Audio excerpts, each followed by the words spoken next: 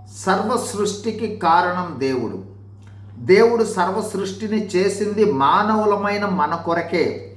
అనునిత్యము దేవుని యొక్క పని మనలను కాపాడి మన కొరకు సమస్తాన్ని దయచేసి మనలను భద్రపరచుట.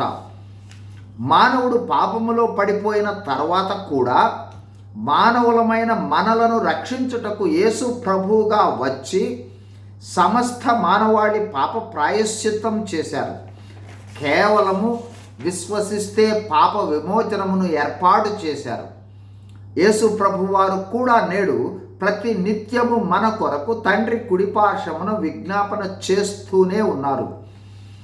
పాప విమోచన కార్యము తరువాత యేసు ప్రభువును అంగీకరించిన వారు పవిత్ర జీవితము జీవించుట కోసం దేవుడు తన ఆత్మను పరిశుద్ధాత్మగా మనలో ఉంచి మనలను భద్రపరచుచునే ఉన్నారు.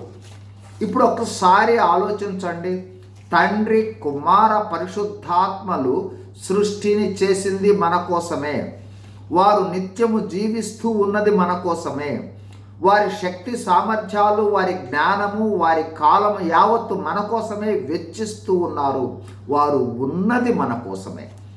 మరి మనము దేవుని కోసం ఎంత చేస్తున్నాము, ఏమి ఇస్తున్నాము, ఎంత సమయము కేటాయిస్తూ ఉన్నాము, ఎలా జీవిస్తూ ఉన్నాము? మనమే సర్వస్వంగా ఉన్న దేవుని కోసం దేవుడే సర్వస్వంగా మనము ఉంటే ఎంత భాగ్యం! కనీసం మనకున్న సమయంలో కొంత సమయం, కొంత పని దేవుని కోసం, కొంత జ్ఞానము దేవుని కోసం వెచ్చించుట అవసరం. వెచ్చిద్దాం. గమనించండి దేవుని బిడ్డలారా, మనము దేవుని కోసం పడే ప్రతి ప్రయాస, వెచ్చించు ప్రతి క్షణం వ్యర్థం కాదు. చేయు ప్రతి పనికి ప్రతిఫలం నిత్యత్వంలో ఉంటుంది. దేవుని కోసం ప్రయాస పడదాం. కనీసం కొంత సమయమైనా దేవుని కోసం వెచ్చిద్దాం. God bless you. Thank you.